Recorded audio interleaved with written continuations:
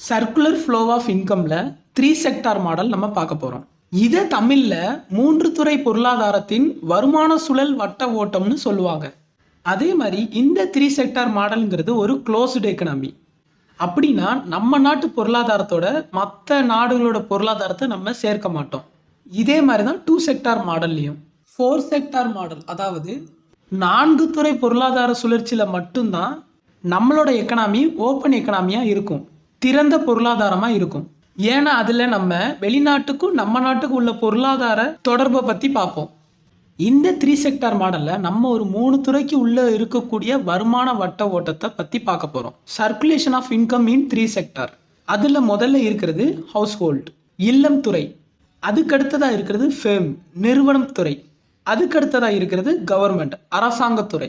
இது மூணுக்கும் உள்ள இன்கம் சர்க்குலேஷன், அதாவது வருமான தொடர்பை பத்தி பார்க்க போறோம்.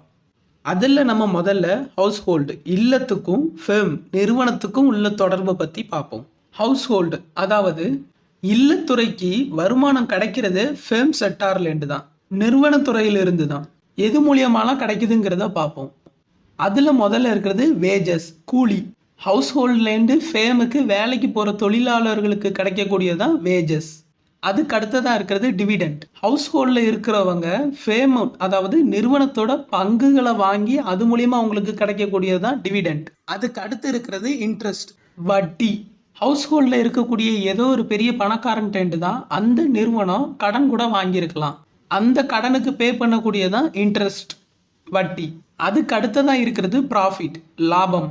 ஹவுஸ் ஹோல்டு செக்டாரில் இருக்கக்கூடிய ஒருத்தர் தான் அந்த நிறுவனத்தையே நடத்தக்கூடிய ஒரு முதலாளியாக இருக்கலாம், அவருக்கு கிடைக்கக்கூடியதான் ப்ராஃபிட், லாபம். அதுக்கு அடுத்ததாக இருக்கிறது ரெண்ட், வாடகை. ஹவுஸ் ஹோல்டு செக்டாரில் இருக்கக்கூடிய ஒருத்தர் அவரோட நிலத்தை ஃபேம், நிறுவனத்துக்கு வாடகைக்கு கொடுத்துருப்பாரு, அதுக்கு அவருக்கு கிடைக்கக்கூடியதான் ரெண்ட்.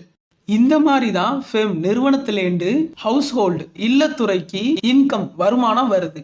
ஹவுஸ் ஹோல்டு செக்டாரால அந்த பணத்தை அப்படியே சாப்பிட முடியாது, அவங்களுக்கு அதை பொருட்களா தேவை. பொருட்கள் எல்லாமே ஒரு ஃபேம், நிறுவனத்தால உருவாக்கப்பட்டது தான். இப்போ இல்லத்துறை, அதாவது ஹவுஸ் ஹோல்டு செக்டார், அவங்களுக்கு தேவைப்படக்கூடிய பொருட்களை ஃபேம், நிறுவனத்திலேருந்து வாங்குவாங்க. இப்படி வாங்குறனால இன்கம் சர்க்குலேஷன் ஆகுது, வருமான சுழற்சி அடையுது ஹவுஸ் ஹோல்டு செக்டாருக்கும் ஃபேம் செக்டாருக்கும். ஃபேம் செக்டார்லேருந்து வேஜஸாவோ டிவிடெண்டாவோ இன்ட்ரெஸ்ட் ரேட்டாவோ ஹவுஸ் ஹோல்டுக்கு போகுது. அதே இல்லத்துறையிலேருந்து திருப்பி ஃபேம் செக்டாருக்கு வருது, அவங்க பொருட்களை வாங்குறது மூலியமா. இதுதான் 2 செக்டார் மாடல். இப்போ இதில் கவர்மெண்ட் இன்வால்வ் ஆச்சுன்னா, அதாவது அரசாங்கம் உள்ளே வந்துச்சுன்னா இது 3 செக்டார் மாடலாக மாறிடும். அது எப்படிங்கிறத பார்ப்போம். கவர்மெண்ட், அரசாங்கத்துக்கு மெயினான வருமானம் ரெவென்யூங்கிறது பார்த்தோம்னா அதில் டேக்ஸ் தான் முதல்ல வரும், வரி. இந்த டேக்ஸை அரசாங்கம், அதாவது கவர்மெண்ட், ஹவுஸ் ஹோல்டு செக்டார் இல்லத்துறையிலையும் வாங்குவாங்க, ஃபேம் செக்டார் நிறுவனத்துறையிலையும் வாங்குவாங்க. இப்படி அரசாங்கம் கலெக்ட் பண்ணி வச்சிருக்கிற டேக்ஸ், வரி பணத்தை செலவும் பண்ணுவாங்க, எக்ஸ்பெண்டிச்சர் பண்ணுவாங்க. எப்படின்னா ஹவுஸ் ஹோல்டு செக்டாருக்கு சோசியல் டிரான்ஸ்ஃபருங்கிற பேரில் எக்ஸ்பெண்டிச்சர் பண்ணுவாங்க, செலவு பண்ணுவாங்க. அதுக்கு ஒரு எடுத்துக்காட்டா வயசானவங்களுக்கு பென்ஷன் கொடுக்கறது, குறைஞ்ச விலைக்கு, அதாவது லோ பிரைஸில் பொருட்களை கொடுக்கறது, ரேஷன் கடை. இந்த மாதிரி அரசாங்கம் ஹவுஸ் ஹோல்டு செக்டாருக்கு செலவு பண்ணும், எக்ஸ்பெண்டிச்சர். இதே மாதிரி கவர்மெண்ட் ஃபேம் செக்டாருக்கும் செலவு பண்ணும். எப்படின்னா அந்த நிறுவனம் உற்பத்தி பண்ண பொருட்களை வாங்குவாங்க. இப்படி பண்றது மூலியமா அரசாங்கத்துல இருக்கிற பணம் நிறுவனத்துக்கும் போகும்.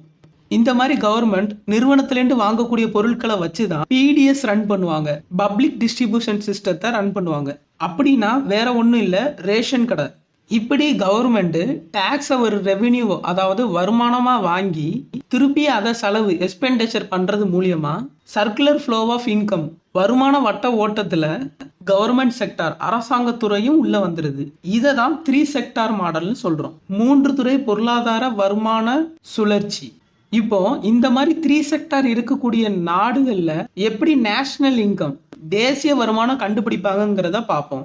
C+I+G, இது மூணையும் கூட்டுனா, ஆட் பண்ணா நம்ம நேஷனல் இன்கம், தேசிய வருமானத்தை கண்டுபிடிச்சிடலாம். சினா கன்சப்ஷன் எக்ஸ்பெண்டிச்சர், நுகர்வு செலவு. ஐனா இன்வெஸ்ட்மெண்ட் எக்ஸ்பெண்டிச்சர், முதலீடு செலவு. அது போக ஜி, கவர்மெண்ட் எக்ஸ்பெண்டிச்சர், அரசாங்க செலவு. இது மூணையும் நம்ம ஆட் பண்ணும்போது, கூட்டும் போது நேஷனல் இன்கம், தேசிய வருமானத்தை கண்டுபிடிச்சிடலாம். 3 செக்டார் மாடலில் இயங்கக்கூடிய ஒரு நாட்டோட நேஷனல் இன்கமை கண்டுபிடிச்சிடலாம். இதெல்லாம் தான் circular flow of income in 3 sector model, 3 துறை பொருளாதாரத்தின் வருமான சுழல் வட்ட ஓட்டம்.